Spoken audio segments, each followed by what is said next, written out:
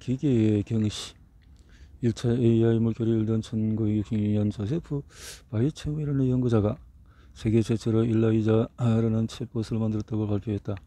챗봇은 사람과 컴퓨터가 특정 자연어로 대화할 수 있는 시스템이다. 처음 일라이자는 심리치료사 고시를 하도록 설정되었다. 환자가 이렇게 일라이자가 제대로 작동하자 상황이 생각지 못한 방향으로 흘러갔다. 일라이자는 사용자에게 바이쳔범의 예상했던 것보다도 훨씬 더 강력한 인상을 남겼다. 일라이자를 검토하던 몇몇 정신과에서는 조금만 더 연구하면 일라이자를 임상에 쓸 수 있겠다고 생각했다. 일라이자가 어떻게 만들어지는 속속들이 다 아는 비서에게 시스템을 시험하게 했을 때 비서가 일라이자가 몇 마디를 간단히 적어받고 나자 바이쳔범에게 방에서 나가달라고 부탁했다. 기계가 단둘이 시간을 보내고 싶다는 이유에서다. 바이쳔은 충격에 빠졌다. 몇 년 뒤 그는 이 경험 때문에 근본적인 물음들이 자신을 파고들었다. 나는 이 물음에서 절대 벗어나지 못할 것이다.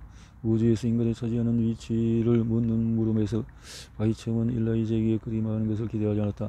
일라이자가 겉보기에는 지능이 있는 보여도 실제로는 전혀 심리치료사처럼 생각하거나 느끼지 못한다는 것을 알았기 때문이다. 그는 다른 사람의 정서 문제에 대처하는 법을 배우려면 돈 없는 사람의 정서적 문제를 겪는 사람의 경험을 반드시 먼저 나눠야 한다고 생각했다. 하지만 그러한 이유로 일라이자를 무시한 탓에 바이쳔은 자신이 창조한 시스템의 능력을 과소평가했다. 몇십 년 뒤에 실용주의 혁명이 펼쳐지고 연구자들이 인간과 사뭇 다른 방식으로 작동하는 기기를 체계적으로 만들기 시작했을 때 바이쳔이 저지른 실수가 훨씬 자주 일어났고 좀 더 심각한 결과를 낳았다. AI 연구자와 경제학자들을 포함한 많은 사람들은 인간의 지능과 특징을 더는 베끼지 않는 새로운 기기의 능력 때문에 거듭 공경에 빠졌다.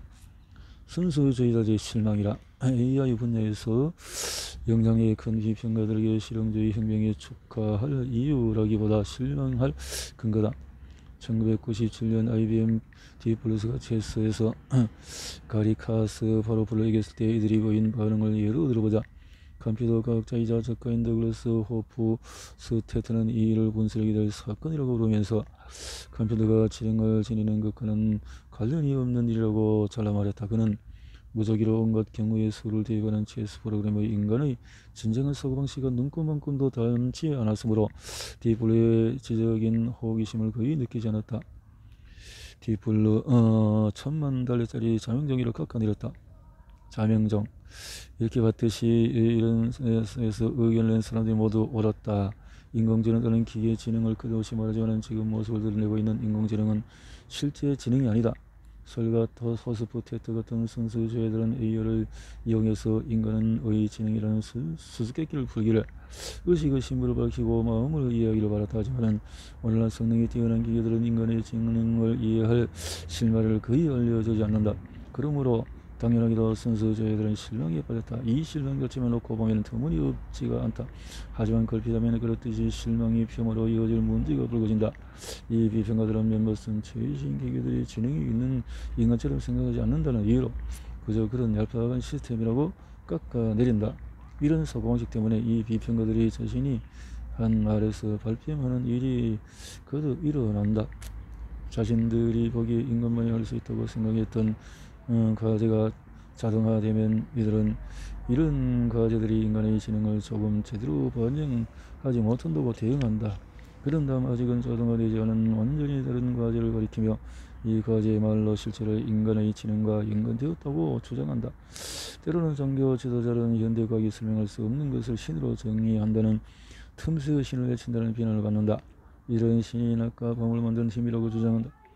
천문학의 낮과 밤이 생기는 이론을 설명하기 전까지는 신이 모든 생명체를 만드는 힘이라고 주장했다. 지구 생명체를 만든 원인이 진화라는 사실을 이해하기 전까지는 우리는 이래서도 유동적인 정의를 사용한다.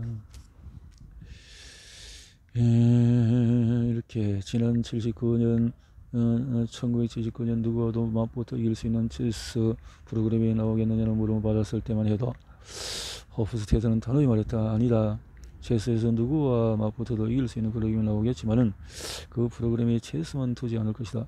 그것은 일반 지능을 지닌 프로그램일 테고 따라서 사람만큼 변덕스러울 것이다. 그러니 체스에서 누구와 맞붙어도 이기는 프로그램과는 이런 대화를 나눌 수 없을 것이다. 체스 둘래? 아니 체스는 지겨워. 시 이야기는 어때? 달리 말해서 호스프스테터는 어떤 최소 시스템의 최소를 잘 들으면 인간의 지능을 제어한다고 생각했다. 하지만 알다시피 딥블루는 이런 믿음이 틀렸다는 것을 증명했다. 혀를 여드르게 멋진 최소 경기를 펼치는 데는 딱 보면 알맹이와 족장이를 골라낼 줄 아는 직관도 인간의 마법 같은 능력 가운데 무엇도 필요하지 않았다. 하지만 허프스테이트는 실수를 인정하기는커녕 계속 틈새의 지능을 빌미로 발뺌을 했다. 마법소서 나는 죄를 들으면 생각을 할 줄 알아야 한다고 믿었다. 이젠 그렇지 않다는 사실을 알았다. 카스파로프가 깊이 생각할 줄 모르는 사람이라는 뜻이 아니다. 다만 깊이 속을 거치지 않고도 죄를 들 수 있다는 뜻이다. 우리가 날개를 부대기지 않고도 날 수 있듯이 말이다. 허프스테트라는 생각을 바꿔서 죄를 들면 누가 뭐래도 인간 지능을 빌 수 있어서 필요하다는 주장을 부인했다. 또 인간과 최소 기계의 대결을 여기서 인간 역할을 맡았던 카스파로프를 예로 들어보자. 자신과 딥블루의 대결을 얻은 채에서 카스파로프도 이 함정을 인정한다. 세계 체스 선수권 대회의 출전자라면 무언가 지능이 필요한 일을 컴퓨터가 수행하게 할 방법을 찾아내면은 무엇하나 우리는 그 일에 정말로 지능이 필요하지는 않다고 판단한다.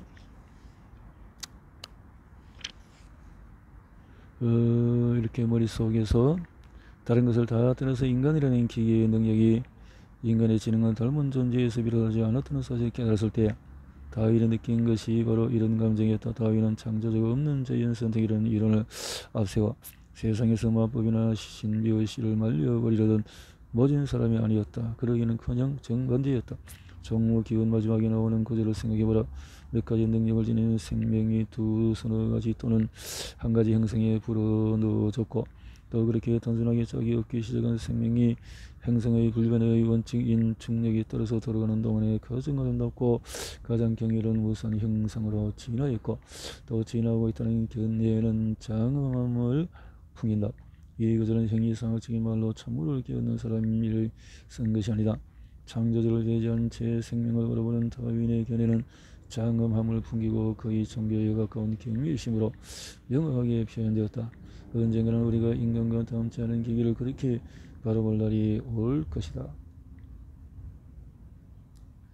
범용 인공지능에 사로잡혀서 우리가 놓쳐버린 것은 고대 그리스 시인 아르킬로코스가 이런 말을 했다. 여우는 많은 것을 알지만 고슴도치 않은 중요한 것 한 가지를 안다. 오늘까지 전승되어 있는 아르킬로코스 가운데서 이 불분명한 구절을 써낸 아자이어 벌리는 인간을 구절에 빗대서 두 부류로 구분하기로 유명했다. 여우처럼 많은 것을 얕게 아는 사람과 고슴도치처럼 몇 가지를 깊이 아는 사람이 오늘을 오늘날 상황에 맞게 바꿔 인간과 기계를 생각해 볼 수 있다. 이때 기계는 고슴도치 표본으로 기계 하나하나가 좁은 영역에 한정된 더할 나위 없이 명확한 과제 업무를 가장 강력하게 수행하도록 설계되지만은 그렇다는 거죠. 사람은 여우 같다는 거죠.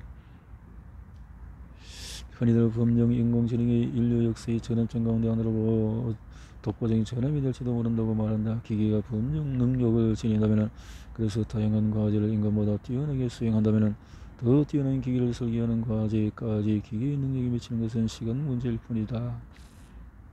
이렇게 강구이면 능력을 자랑하는 범용 인공지능이 등장하리라는 전망에 걱정하는 부분은 다르지만 여러 사람이 우려를 드러냈다. 이를테면 스티븐 호킹은 인류의 종말을 일으킬 것이다 라고 했고 일론 머스크는 북한보다도 훨씬 위험하다고 또 빌 게이츠는 이 문제를 걱정하지 않는 사람이 있다니 도무지 이해할 수 없다고 지적했다. 두려움 가운데 하나는 기계에 견져서 곰뱅이처럼 느리게 진화하는 탓에 할 수 있는 업무가 한정된 인간이 기계에 뒤처지지 않고 발버둥치 일하는 것이다. 또 다른 두려움은 이런 기계들이 뜻하지 않게 인간과 대립하는 목적을 추구해서 그 과정에서 인류를 말살하리라는 것이다. 어느 범용 인공지능이 최대의 효율로 종이 클럽을 제조하는 과제를 맡았다 치고 사고 실험을 하나 해보자. 이 이야기는 인공지능이 먼저 지구 전체의 기능을 바꿔 종이 클립 제조 시설을 세울 공간을 늘리고 자신에게 설정된 목적만을 인정사정 없이 제대로 추구하는 과정에서 인간을 짓밟는 시나리오로 끝이 난다. 실제로 그런 상황이 닥치기까지 시간이 얼마나 걸릴지는 전문가끼리도 의견이 있다. 지능 폭발과 초지능 같은 주제를 다루는 논의는 분명 흥분을 불러일으킨다. 하지만 이의 미래를 생각하면 범용 인공지능의 중요성은 협소 인공지능에 견져서 굉장히 과장되었다. 인공지능 연구자에게 범용 인공지능의 부재가 당장 해결해야 할 장애물이지만 경제학자가 볼 때는 흔히 생각하는 것보다도 훨씬 미약한 제약사항일 뿐이다. 간단히 말해서 이의 미래를 생각할 때 우리가 경계해야 할 대상은 전지전능한 여우 한 마리가 아니라 부지런히 움직이는 고슴도치 떼다. 고슴도치.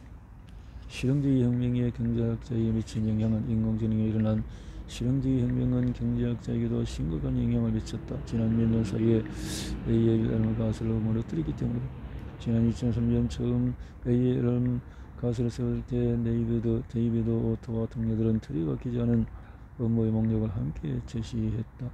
10년 뒤 오토는 또 다른 동료와 함께 주문받기를 틀에박히지 않은 업무로 규정했다. 그렇다면 왜 AI라는 가설이 예측이 엇나갔을까요? 그것은 실용주의 혁명을 무시했던 것이 문제였다. 실용주의 혁명을. 이런 현실이 당장 의미하는 바는 뚜렷하다. 경제학자들은 자신들이 기술과 이의를 주제로 주장하는 이야기를 수정해야 한다. 현재 인간에게 남겨진 업무들은 한때 우리가 상상했던 경계선 안쪽으로 훌쩍 줄어들었다. 지금도 많은 경제학자들이 자신들의 실수가 신기술이 여러 틀에 박히지 않은 업무를 틀에 박힌 업무로 바꿔놓을 것을 예측하지 못한 것이라고 믿는다. 스탠퍼드 대학교의 한 연구진이 피부암을 찾아내보자 2017년 개발한 시스템에서 이런 소공식이 작동하는 모습을 살펴보자. 이 반점 분석 기계의 작동 방식을 이렇게 설명하는 것은 적절치 않다. 이런 기계들이 지금껏 숨겨진 인간의 규칙을 밝혀내서 인간이 암묵적으로 이해한 세상을 더 깊이 파고든다는 말씀은 여전히 기계의 능력이 인간의 지능에서 비롯된다는 주장을 내비친다.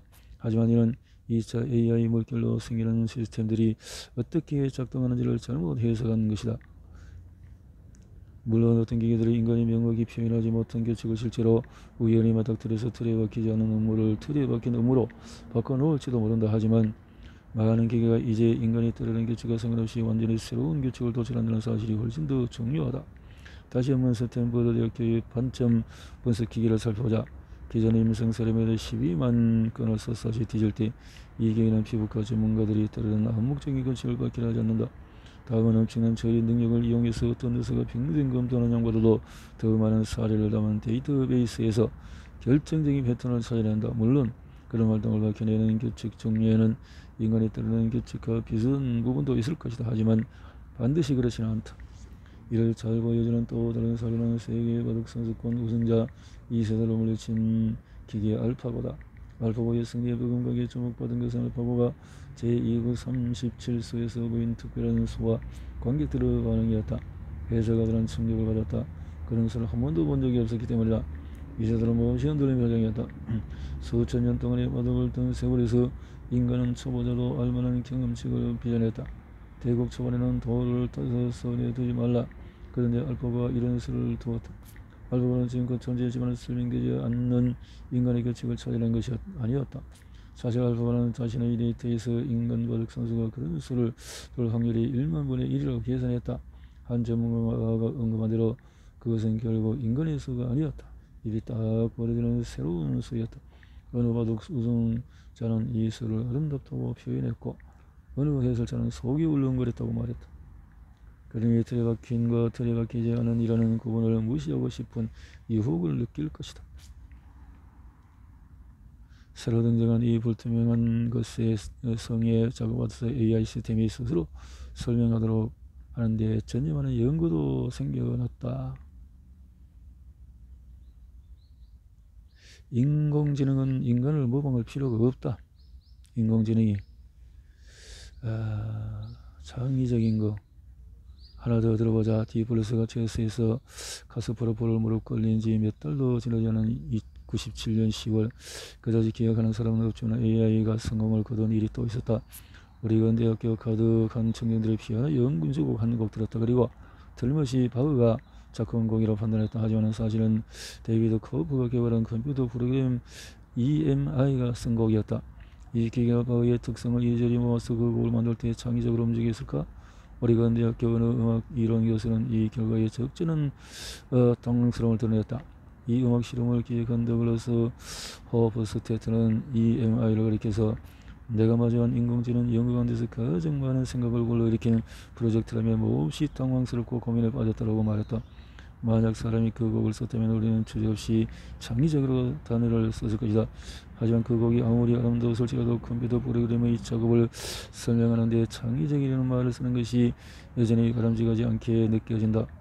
허버스테트가 작곡과 관련해서 쓴 적이 있듯이 EMI는 스스로 세상을 떠돌며 삶의 미를 힘겹게 헤치고 나가가 삶의 모든 순간을 느낀 끝에야 가만히 앉아서 그런 느낌을 음표로 바꾸지 않아도 되었다.